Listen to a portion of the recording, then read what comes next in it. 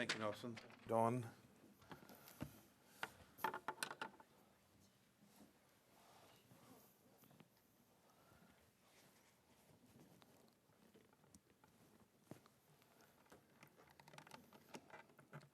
Let's open our Bibles to 1 Timothy chapter 4. 1 Timothy chapter 4. Brought an old friend to church tonight. I can't be with my old friend so much anymore because his coat doesn't fit. His coat came off, and my old Bible. And finally, it's not that I just, it's not that I abused it. I bought this Bible somewhere around 2006, Pensacola, Florida. And I just wore it out. I didn't wear I didn't wear the words off the page reading them, but I just wore the jacket out, and but I was looking at this one, and I saw some things that reminded me today of some very important things about our ministry in the church. I say ours, I say as church members. A pastor, I've said this many times, that a pastor is first a church member. The things that get pastors in trouble usually are the things that when he forgets that he's a church member. We get in trouble about little things. Little things stack up, they become big things. I'd be disqualified quite often as a man of God by the very things that disqualify a church member, And so we have to be careful about how we live and what we do. We talked a little bit about that this morning. In the light of the fact that God is light, how should we live? How should we be? What should we think? What should we do? What should we say? And so tonight I want to look a little bit in this passage. We're going to be looking at verse 12 to the end of the chapter. 1 Timothy chapter 4, and beginning in verse 12. Now, in chapter 3, if you know your Bible pretty well, you know that he details the prerequisites or he gives a list of the things that describe the man of God, the pastor, the bishop, the elder, the leader of the church. A bishop then must be blameless, husband, one wife, vigilant, sober, good behavior, which is very hard. Given to hospitality, apt to teach, not given to wine, no striker. I mean, there's a lot of things he talks about there. And then he takes some time and he talks about the deacons. But here in chapter 4, he begins the chapter by speaking about the last times. Now the Spirit speaketh expressly that in the latter times some shall depart from the faith. And we've talked about that passage a few times. But as we get down to verse 12, just 12, 13, 14, 15, and 16, he says this. He says, let no man despise thy youth. He's talking to the younger Timothy. This is one of the men that he worked with, that he brought along, that he was mentoring. Evidently, Titus was one of them. There were a lot of people he worked with. Apollos was one of them. There were people. Now, Apollos also had Aquila and Priscilla working with him, and they helped him to understand the way of God more perfectly, according to the book of Acts. But Paul had a part in his ministry, and he worked with Paul in the city of Corinth, in the church there. We notice Apollos' name comes up in the letter to the Corinthian church quite often. But he says, let no man despise thy youth, but be thou an example of the believers in word, in conversation, in charity, in spirit, in faith, in purity. Till I come, give attendance to reading, to exhortation, to doctrine. Neglect not the gift that is in thee, which was given thee by prophecy with the laying on of the hands of the presbytery. Meditate upon these things. Give thyself wholly to them, that thy profiting may appear to all. Take heed unto thyself and unto the doctrine. Continue in them, for in doing this thou shalt both save thyself and them that hear thee. Now, I know that we understand probably, and I guess that there's a shadow of doubt, but probably Timothy was a pastor. And we know that he's teaching him not only how to be the right kind of pastor, but he's also teaching him as he does the work of an evangelist, which is planting new churches.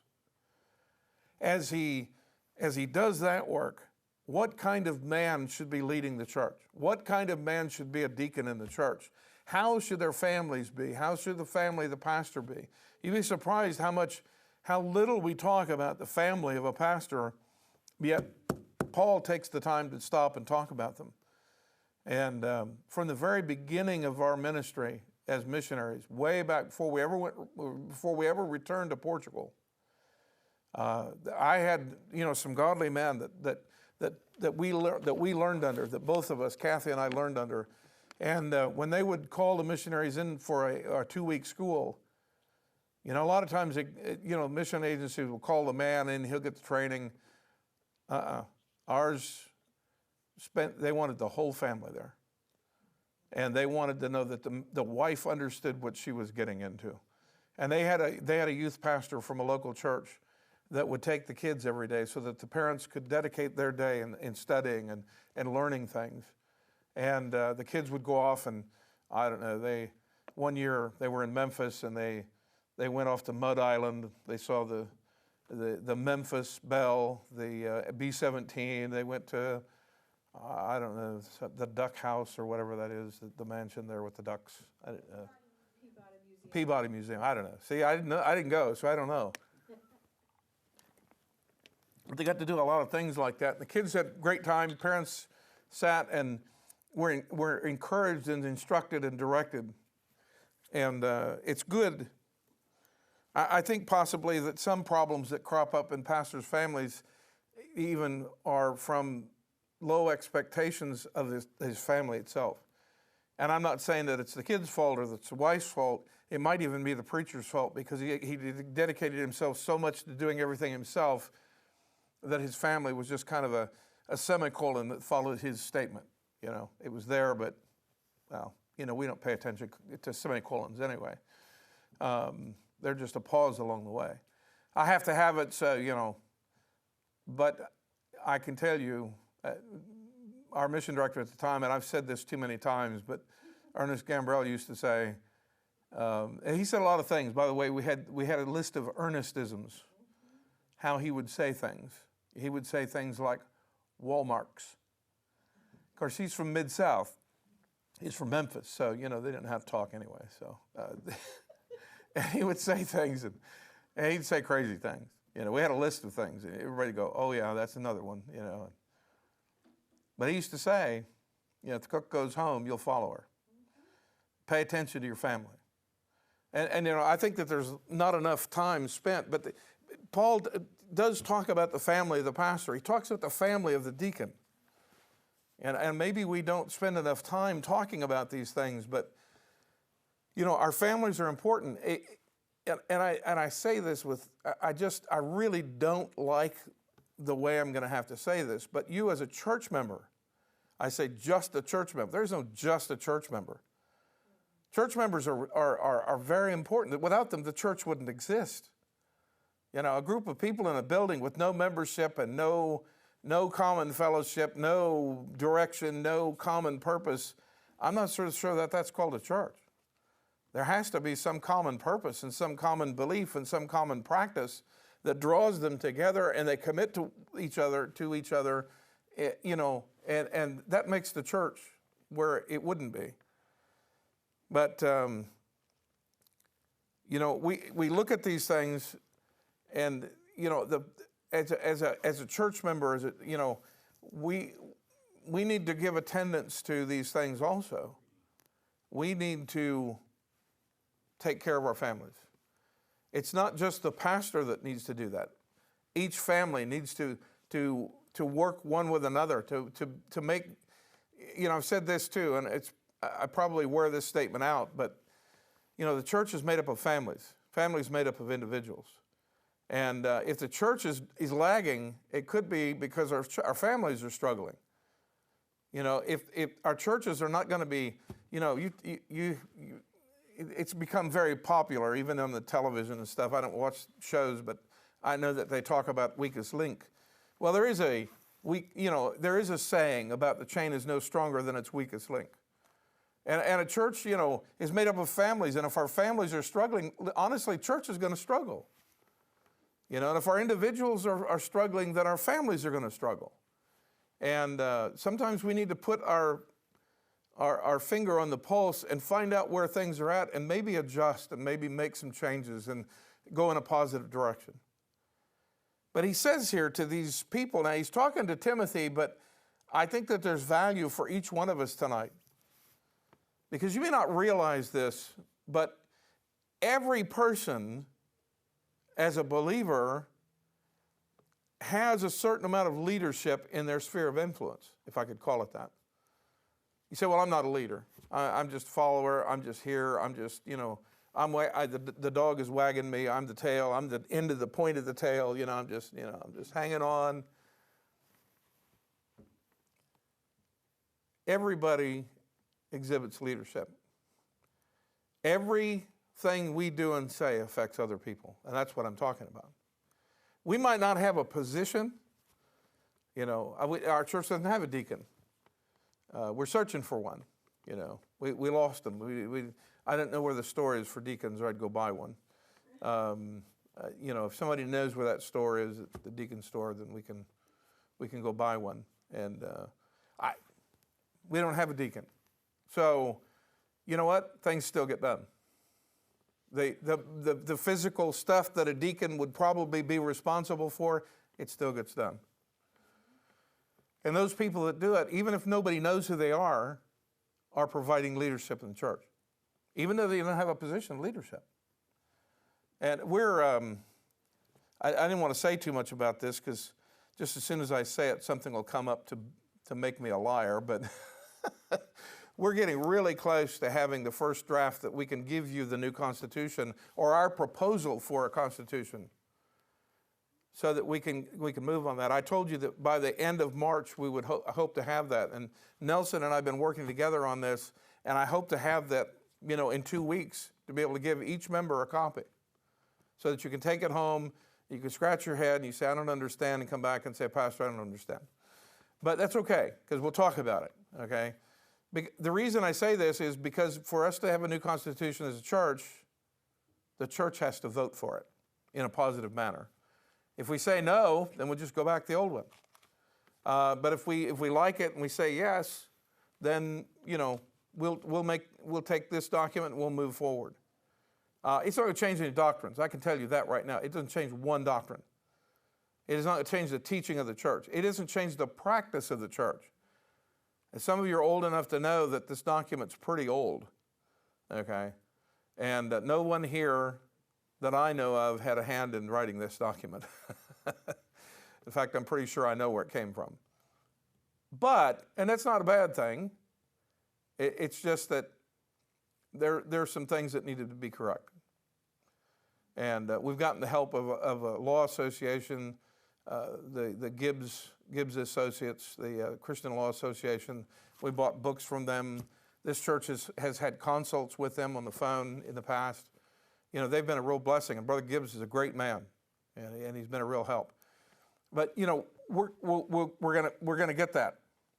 We're getting there. But it doesn't change anything about the leadership. We're still a church that believes in pastoral leadership, deacons as a helper. The congregation votes on things, the congregational rule. We're a congregational style church.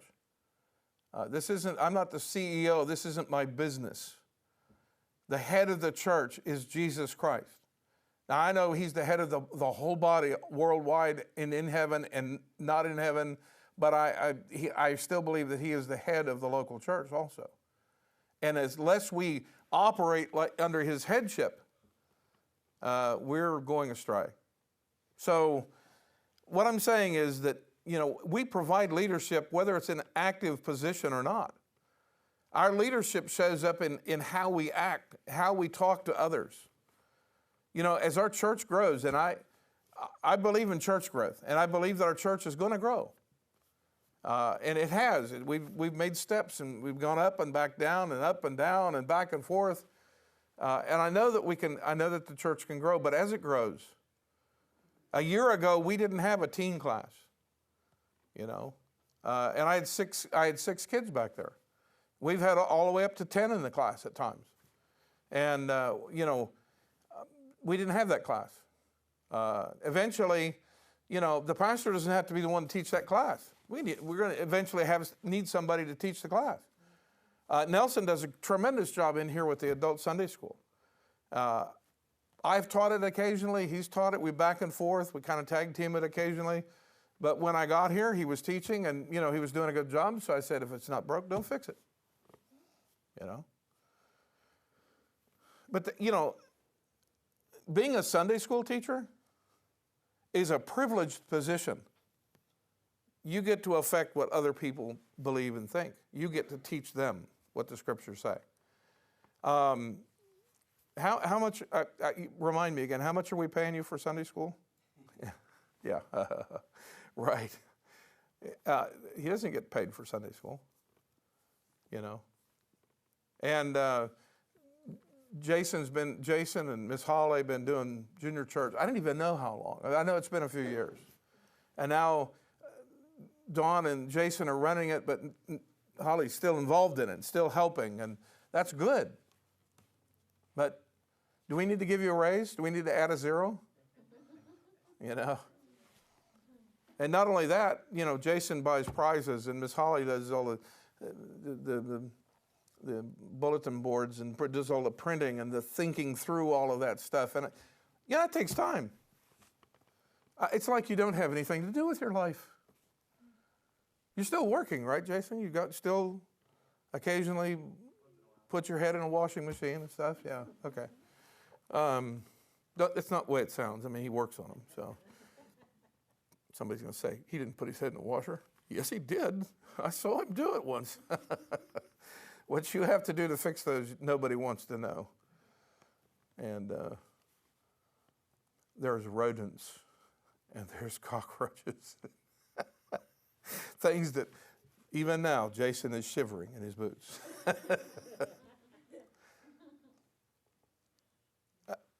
They don't have a position. I mean, there is no position junior church worker, We have a need. Somebody's willing to step up and do it, and they do it. I'm sure, especially around tax season, which we're in the middle of, I'm sure that Nelson's got plenty to do, being an avocado. If you were here this morning, you know what I mean. There are worse things to be. Avocados are good. They make guacamole. No, he is a fine young man, and I appreciate all he does, but he's busier than a one-armed paper hanger. If you don't know what that means, that's busy. Okay? But yet he has time to be prepared and brings a good lesson and a well-thought-out lesson and a well-prepared lesson. And we have other rooms that we can use for Sunday school. We have other groups that might be able, if we reach a particular group, we might have another group. And so somebody will have to step up and say, I'll teach that class. You see? And we have to have that mind of saying, yes, I'll serve. And that's how we provide leadership in the local church. Even if we don't have a position, you'd be surprised of how much our leadership affects other people. So let's look at a couple of things then. I don't want to just keep talking and get to the end and still have to preach. First, there's just a couple of things that I noticed here in this passage. First of all, he says, let no man despise thy youth, but be thou an example of the believers. If every Christian in the church, every believer in the church just made it their job to be an example to others, I just don't know where the church would end up. I mean, we go a long ways. And I'm not talking about numbers of people. I'm talking about maturity of the believers. Because when we determine to be an example to others, I'm not saying, hey, you got to do what I do. That's not what I mean. I'm saying we read the Bible, we see how we're supposed to act, and we act that way. And we talk that way. And we become an example to other people. I know that the pastor, Timothy, he's required to be an example. You know, I look back, you know, we're about a month away from 4 years as me as pastor. And I look back over the last 4 years, and I look at times when I wasn't a good example, you know, and that's to my own chagrin. That's monkeys that I carry around. That is my circus. Those are my monkeys. Those are things that bother my conscience. You know, I could have done that better. I could have said that better. I could have done a better job about this. Those things I know. You say, well, I know some things too. Well, pray for me. You don't have to just point them out to me because, you know, I probably know about them anyway. Not that you can't tell me things. I want to be approachable, but, you know, if you notice that I've got a problem, you know, first of all, pray for me. You know, ye which are spiritual, restore such an one in the spirit of meekness, such ye also be tempted. You know, we don't need to be like the fellow that Cruden, he wrote a concordance. They used to call him Alexander the Corrector because he would go out in public and correct people for bad behavior. Because it's behavior he didn't like, you know. So I don't know if it was bad behavior, but it's certainly behavior he didn't like, you know. And be an example to others. There's a good one. Let no man despise thy youth. Be thou an example of the believers. And then he makes a whole list, doesn't he? In word, in our speech. He says in conversation, which is not talking. Conversation is matter of life, the way we live. Be an example to others. You know, quite often its church's strength is not in its pulpit, it's in its people. Because they're taking the teaching and they're taking the learning the pastor is giving them and they're putting it to practice in their life, and they become a stronger church because the pew is living right. Now, the pastor still has to live right. He still has to live the way he preaches, lest he be a hypocrite. But I'm just saying, we're a stronger church when the people are providing leadership and being an example to one another. In what we say, in conversation, in word, in conversation, in charity. Charity is that agape love, that really strong, that altruistic love, that loves whether love is returned. And I don't know that you can sharply divide that from phileo completely in that respect, but at least there is some indication that agape love is that love that God had. He loves us whether we return that love or not. For God so loved the world that he gave his only begotten Son, that whosoever believeth in him should not perish but have everlasting life. It's that kind of love. In word, in conversation, in charity, in spirit. I'm afraid that we have gotten away from even understanding what it means to be a spiritual person. You know. You hear somebody say, well, that person is very spiritual. Well, you find out they're worshiping the eagle and they go to Indian sweat lodges and things like that. You're like, that's spiritual? What they mean is they do spiritual things. They do things that we think are spiritual. A spiritual person is what God says they are. You know, there are spiritual disciplines that we're supposed to be.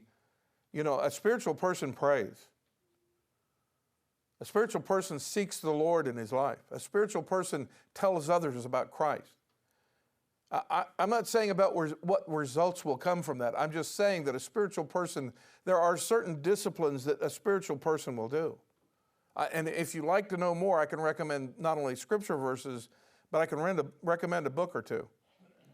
There's a couple of really, really good, helpful books. I'm reading a book right now on the spiritual disciplines in the church. And I've probably never read a book besides the Bible that has been as helpful as that book. Very, very good. Be an example to others in charity, in spirit, in faith. You know, sometimes we get, I struggled with this in Africa because people got a wrong impression about faith. They had a very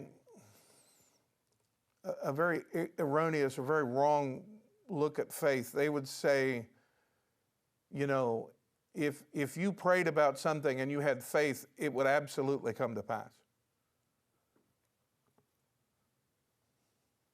Even in Paul's day, that wasn't true.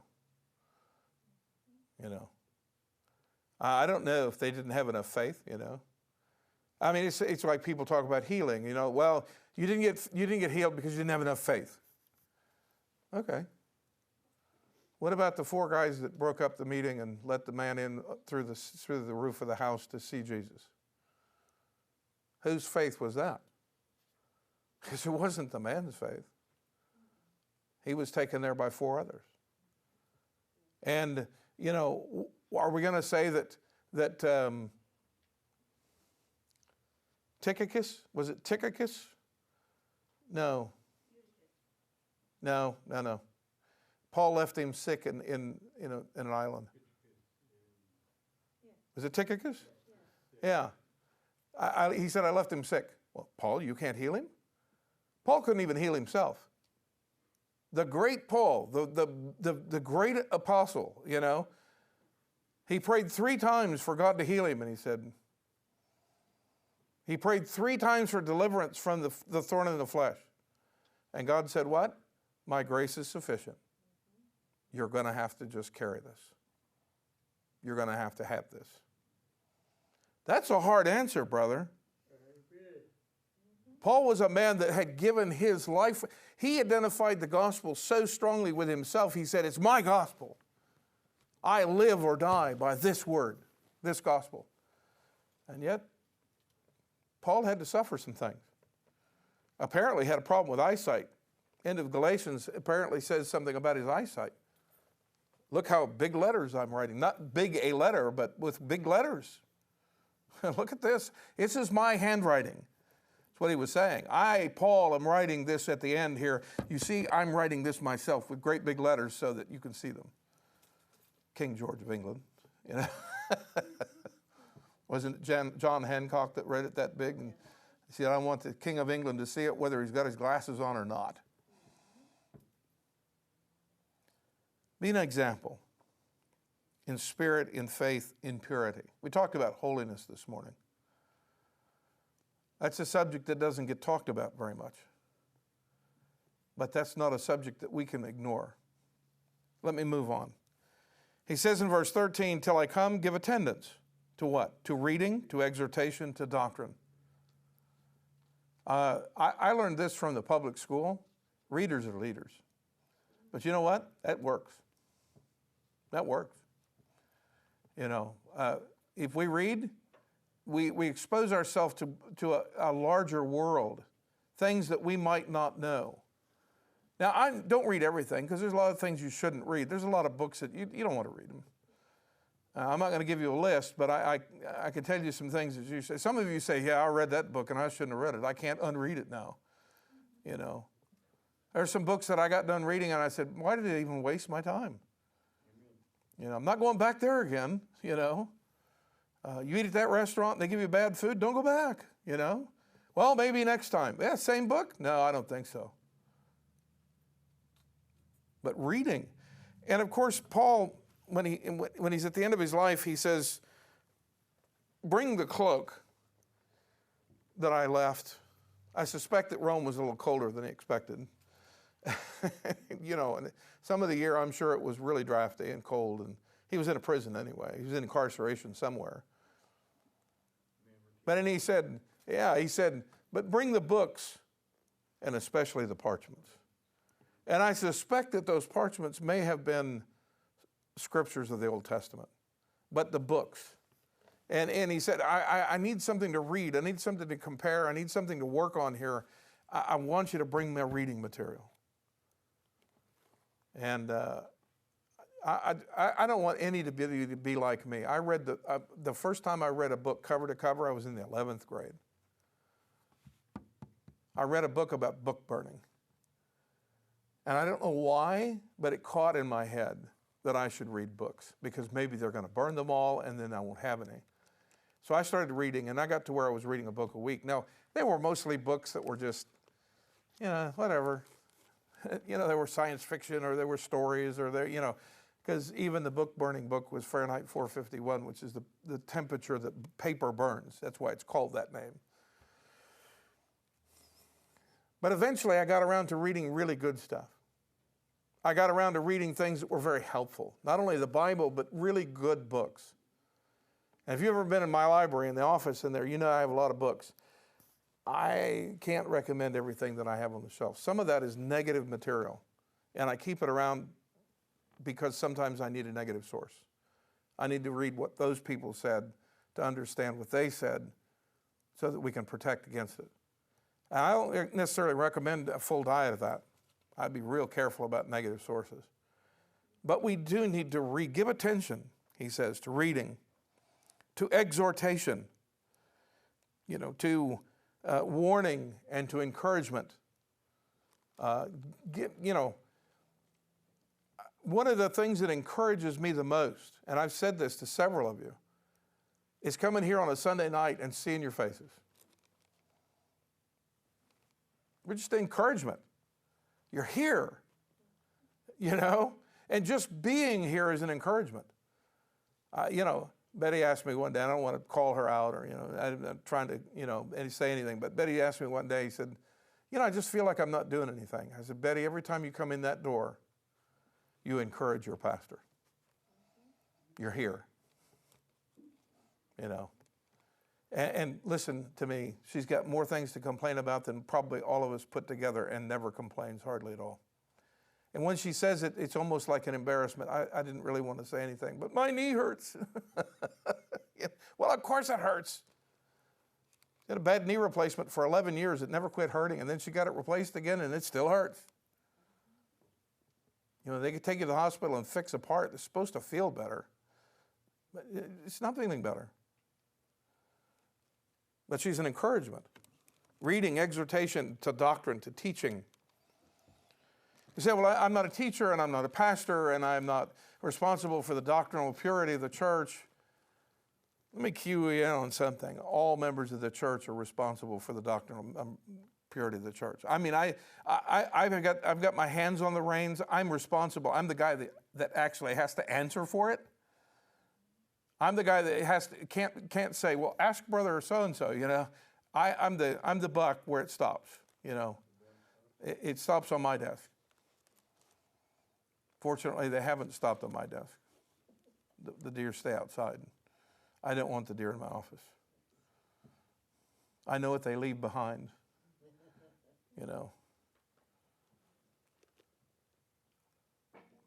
Give attendance, reading, to exhortation, warning, and encouraging one another.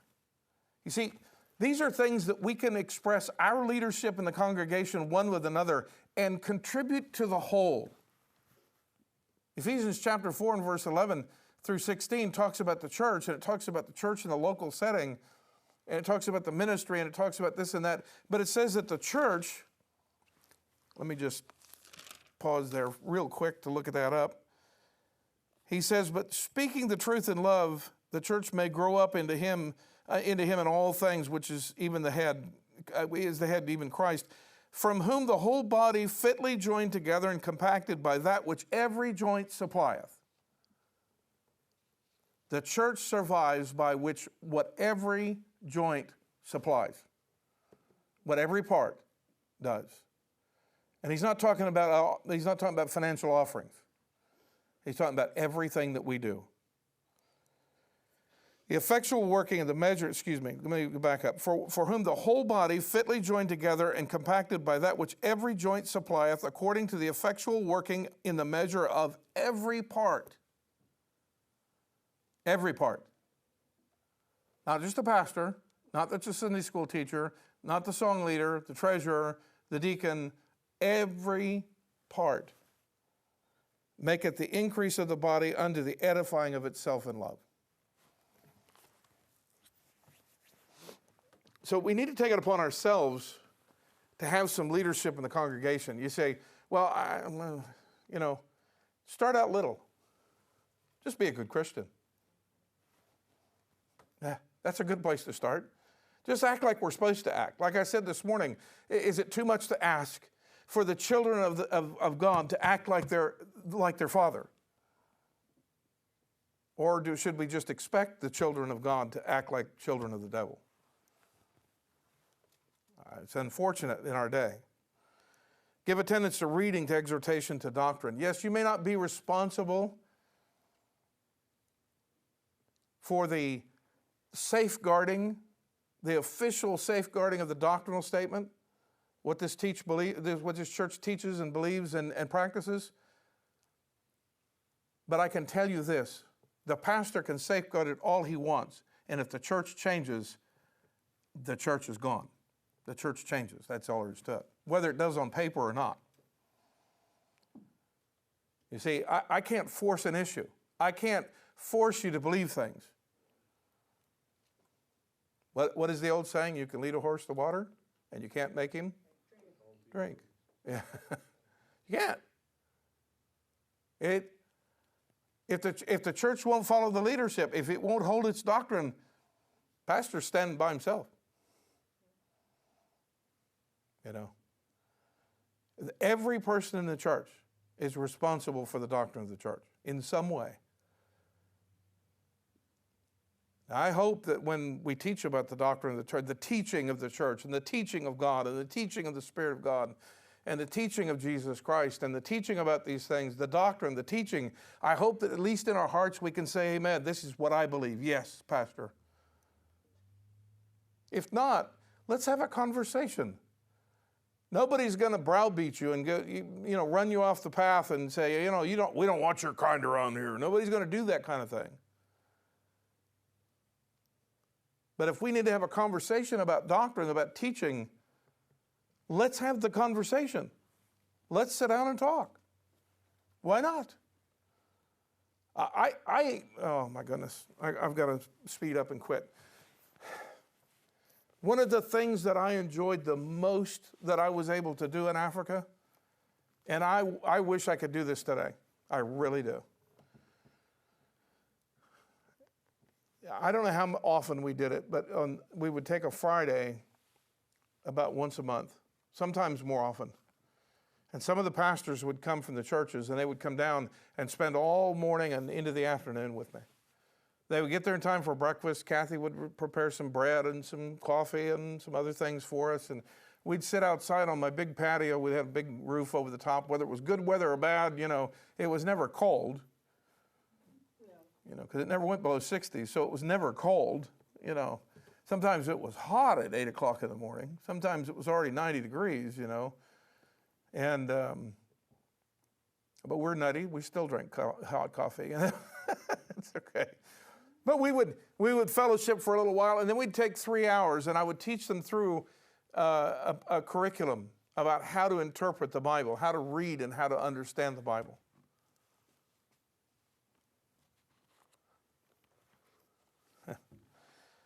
Just 2 or 3 days ago, I exchanged audio messages because we couldn't get a phone connection because he lives way out and back into nowhere.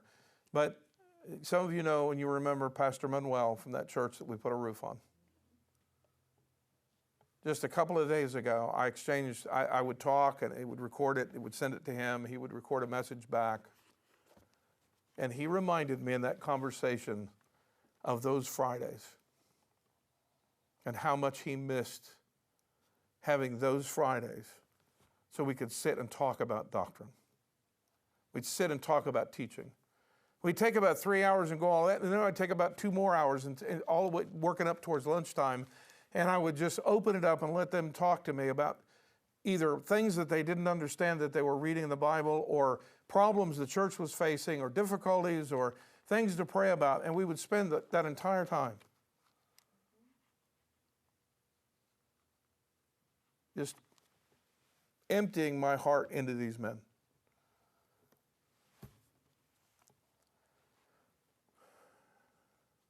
Pastor Manuel pastors, I got new pictures. And I was able to show some of those pictures to the young missionaries. And if you've seen a picture from Pastor Manuel's church, there's no place to sit down. There's a platform. They don't have this. They have. I think last time I was there, they had a little table, but they actually built a pulpit that looks like the pulpit that I built in Ndondo. So they actually looked at that pulpit and built one like the one I built. And so they have a regular pulpit now. But when you're preaching in that church, You're preaching here, this is full to the back wall. There's 150 kids outside under a mango tree somewhere. Or a marsinica tree, which I don't know what marsinicas are. So I don't know what they are in English. They got a step here the pulpit is raised up a little bit more than ours in this step here. And there's men sitting along here, and there's men sitting along here, and they're along the borders here. And back here, it's all full of people. And sometimes I'd have to be careful. If I step back, I'd step on somebody's foot.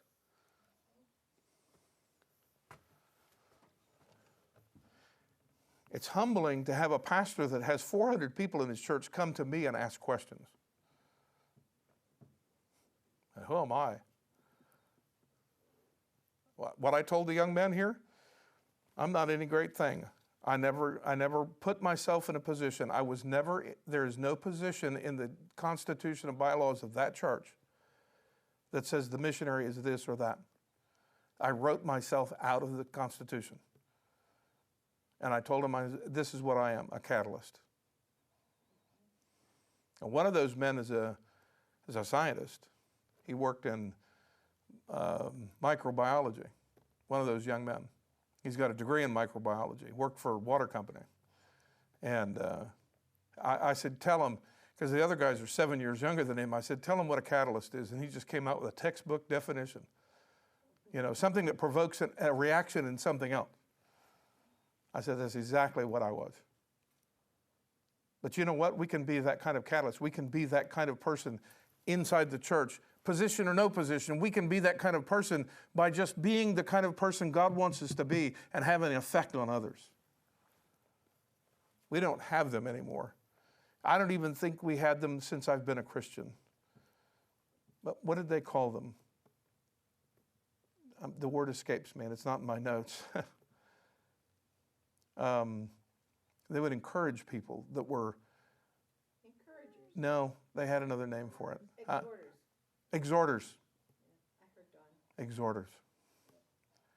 That were just there to stand by and be ready to pray with someone or to lend a hand or put an arm around their shoulder and cry with them or do whatever, or come to the altar and pray with them or take the Bible and show them how to be saved.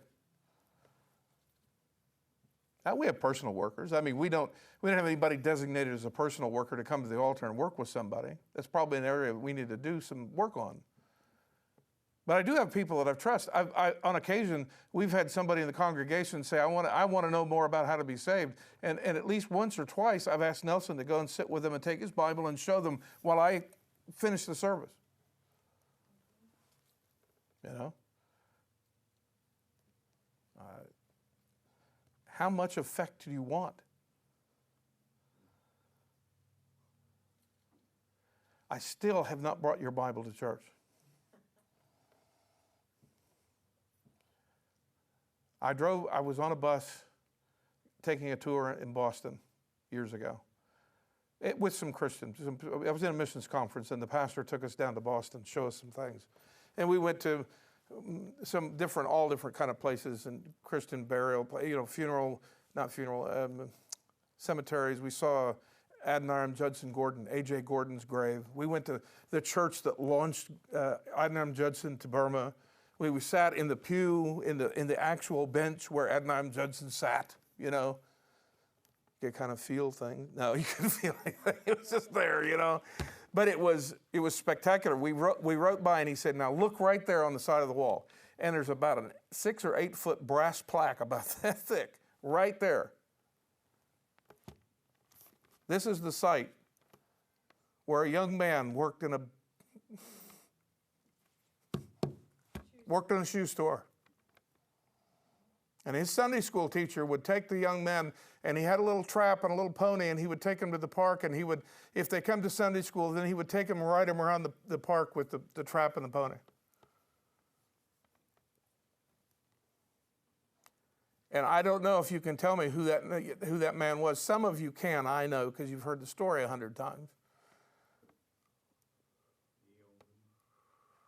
Well, he was the man working in the shoe store.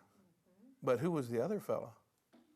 The Sunday school teacher. You know, that Sunday school teacher God used to launch a ministry that reaches to today. Now, I've got it written in my wife has it written in her Bible, and I'll try to transcribe it out and we'll print it up for you. But you would not believe the series of events that lead to even this pastor standing in this pulpit. I'm in that line. That man was D.L. Moody. It said the testimony of D.L. Moody is he took America in one hand and England in another and brought them to Christ. That's a big statement. It's a pretty much of an exaggeration, but he's credited with 1 million people coming to Christ. And the people in that line are Mordecai Ham and preachers you never heard of, but there was a fellow, J. Wilbur Chapman was out on the sidewalk preaching one day, and a group of baseball players came by. One of them stayed and the rest of them went, but that one that stayed was Billy Sunday. Like him or not, I'm not sure we would like Paul if he came and sat in the church. Paul would be a rough individual for us. He'd be a little hard on us, Billy Sunday was a rough character. But when Billy Sunday came to town, the bars shut down and the police went home. He had an effect. The gospel preached by that man affected a lot of people. You just keep coming down that line. Do you know who was also on that line? Billy Graham. Well, I say, I don't like Billy Graham. Well, whatever. You didn't preach to 150,000 people in one place before either, did you? Los Angeles Stadium, they put the chairs down and 150,000 people heard the gospel. Think about Billy Graham in the 50s, okay? Not later on. You watch some of those old black and white videos. But there was a man, he was an Episcopal, not a particularly religious man, sitting in his house one day in his chair, and he turned the television on, and there was Billy Graham. And he got to the invitation, and he knelt in his living room and gave his life to Christ. And his name was Larry Emery. Larry Emery has preached in this community. He's preached up at New Hope before. He was the dean of the Bible college that trained me. He is my close friend. The last time we were in Ohio, the last time we went there as missionaries, we stayed in their home. He had a tremendous effect on me. Well, where did this all start? It started with a faithful Sunday school teacher. Somebody that nobody even remembers, Edward Kimball. So don't tell me your little leadership in a little tiny church has no effect at all. Yes, it does. It has a great effect. You don't know who you're going to affect, and that person, you might not even live long enough. Some of us are getting a little older, and we're definitely not going to live long enough to find out what happens to them in the future. One day you might be in heaven and somebody will walk up and say, "You remember me?" He said, "No, I really don't. I was that little Sunday school boy in your class."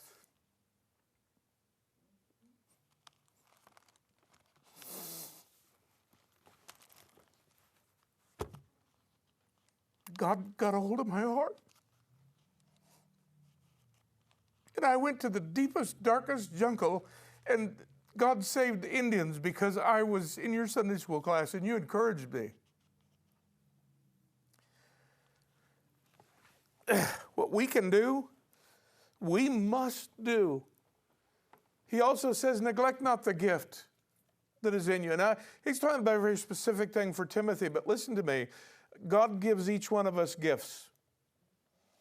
Don't neglect the gift that God has given to you. Gifts are given for what? They're for ministry in the local church.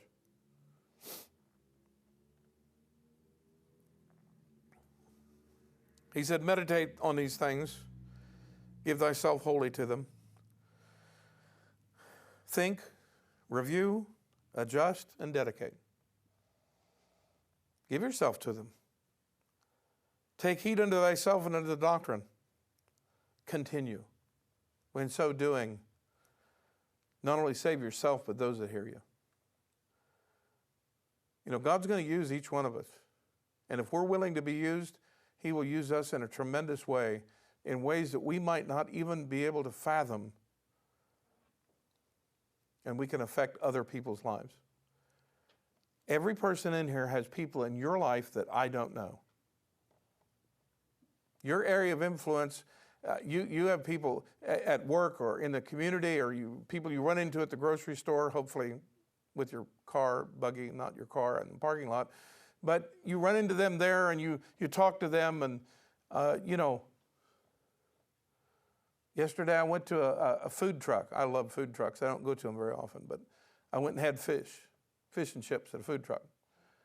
And I got to talk to a man there that day. And it was a pretty good conversation. I don't know if anybody here will bump into that person.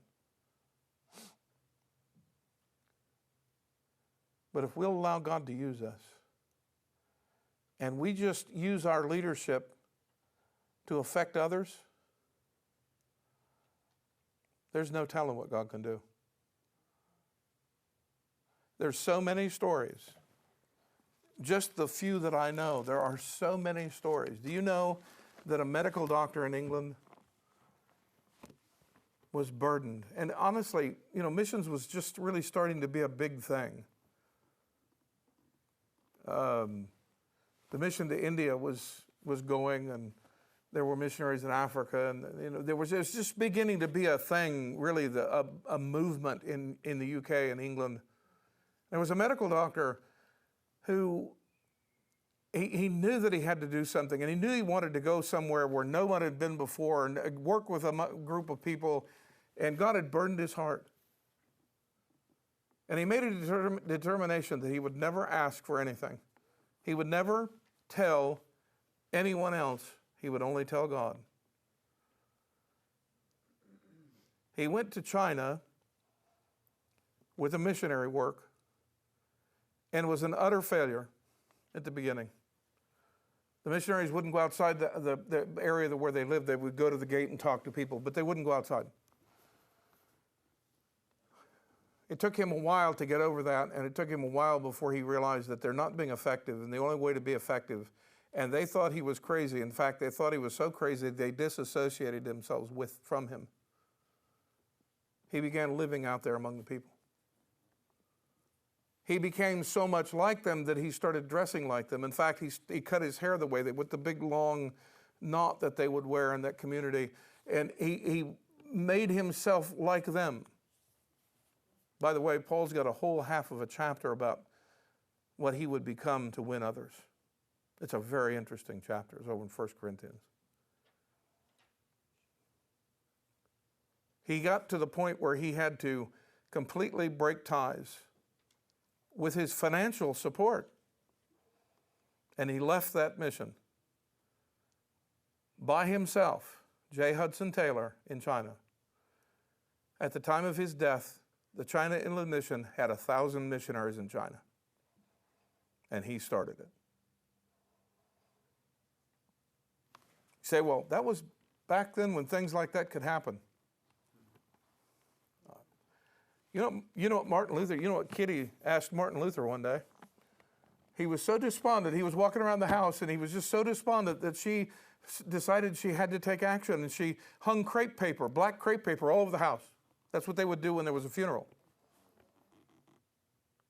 And it finally got through to him, and he finally came to his wife, and he said, I noticed the black hanging everywhere. What's going on? Did somebody die? And she looked at him and said, well, the way you're acting, I just assumed that God died.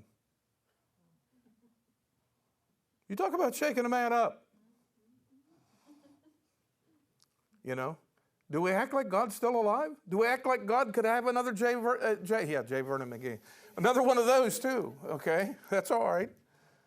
J. Hudson Taylor? Where are the D.L. Moody's?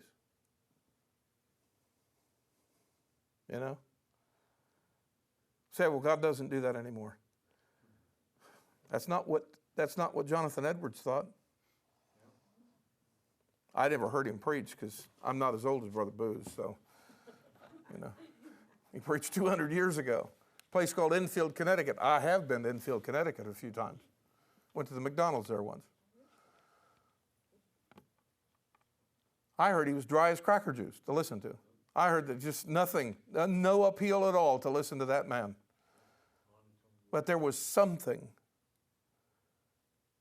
And there was something in that man when he preached that message, sinners in the hands of an angry God. People were moved. And all of New England changed. It's called the Great Awakening. You can read about it in all the history books. He wasn't the only reason. And really, he isn't the reason. It's God. But God found his man. Is there still men that God can use? Well, say, I'm in the last week. I've only got a couple of years. Then use them good for God.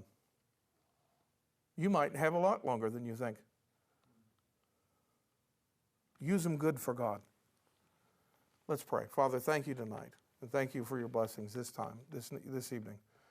God, I pray that you'd help us to, with this passage of Scripture, to see our place in the church and to provide leadership to the congregation, to live in the right way, to do things in a right way that affects others. And Lord, the effect might be small, but it is still an effect. If it's a positive effect for the gospel, then it's a good thing. God, help us to affect each other positively. Lord, use our church.